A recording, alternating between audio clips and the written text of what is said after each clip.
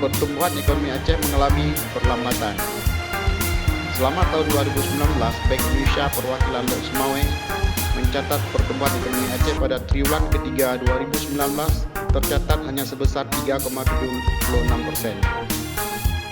Pertumbuhan tersebut hanya didorong oleh peningkatan kinerja konsumsi pemerintah, yakni peningkatan realisasi anggaran pembelanjaan Aceh, seiring dengan mulai berjalannya proyek pemerintah.